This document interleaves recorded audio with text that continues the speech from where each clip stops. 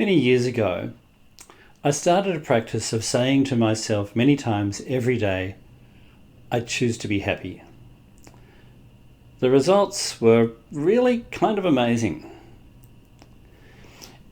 It wasn't that I was all of a sudden delirious with joy in every moment of the day.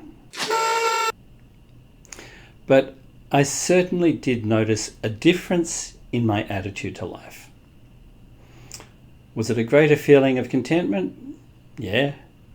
Was it more equanimity? Definitely. But the strongest impression of all was one of resilience. By developing the habit of saying, I choose to be happy throughout the day in whatever situation happened to arise, I found that I was far more capable of dealing with the challenges that assailed me in the course of my life. And there were plenty of challenges. In my family, there were some pretty major upsets going on. I won't compromise anyone's privacy by going into detail. Suffice to say, any parent who heard the story would react by saying, "Oh my God, I'm so sorry." At work, the organisation that I worked for was plunged into crisis by some terrible decisions that meant the whole operation was in danger of shutting down. I managed a big staff who were all in danger of losing their jobs, as was I, and it turned out that a lot of them did. Having to manage so many people through that was a massive challenge.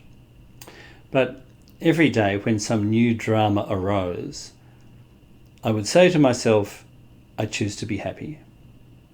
And it seemed to simplify things. It took the immediate heat out of the situation. Instead of reacting by thinking the sky was falling in, it was more like, okay, well, one foot in front of the other, same as always. Less panicked, more philosophical. So what are we actually doing when we say, I choose to be happy? We're saying that we have a choice about how we feel. We're acknowledging that in any given situation, how we react is up to us. And reminding ourselves of that is very empowering. In my other videos, you might have seen this quote from Marcus Aurelius. If you're distressed by anything external, the pain is not due to the thing itself, but to your estimate of it.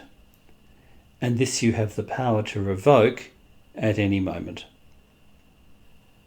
Saying, I choose to be happy in the face of adversity is a way to give yourself that power. And after doing the practice for a while, I came to realize that the phrase had another meaning as well.